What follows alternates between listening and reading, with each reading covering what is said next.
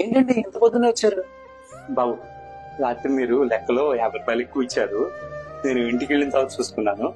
అది రాత్రి వచ్చే కానీ మీరు అప్పటికే షాప్ కట్టేశారయ్యా. అందుకే పొద్దునే వచ్చి ఇస్తున్నానయ్యా. ఈ రోజుల్లో మీలాంటి వాళ్ళు ఉన్నారంటే 10 రూపాయలకే కక్కుర్తి పడే వాళ్ళు ఉన్నారు. అలాంటిది 50 రూపాయల కోసం మీరు రాత్రి వచ్చారు, మళ్ళీ ఉదయం వచ్చారా?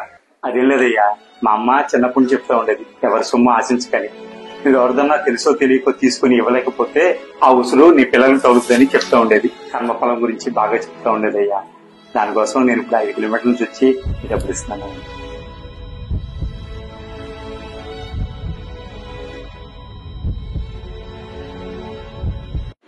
సార్ సార్ ఎంకన్నా సార్, ఒండిబాకి ఎంకన్నా. నమస్తేనా.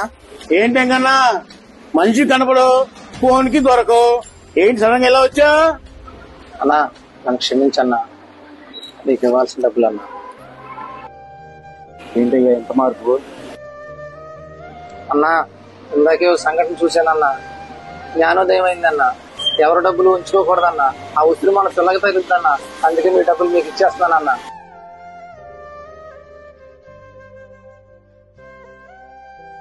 సార్ ఇది తప్పు సార్. మీరు ఇక్కడ మీ ఫ్రెండ్ ని మోసం చేశారు సార్. ఆ పాపం మీ పిల్లలే తగిలిద్దాం సార్. ఒక్కసారి ఆలోచించండి సార్.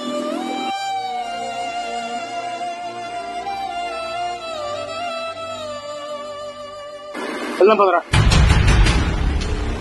ఇదే మోహన్ గారు.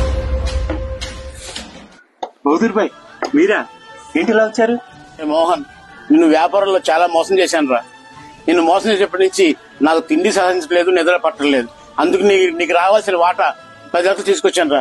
తీసుకున్నాను, క్షమించరా. దుర్గా, ఆ డబ్బులు ఇచ్చారా? ఆ బ్యాగ్ అంతా ఇచ్చారా? తీసుకుని నన్ను మనస్ఫూర్తిగా క్షమించరా.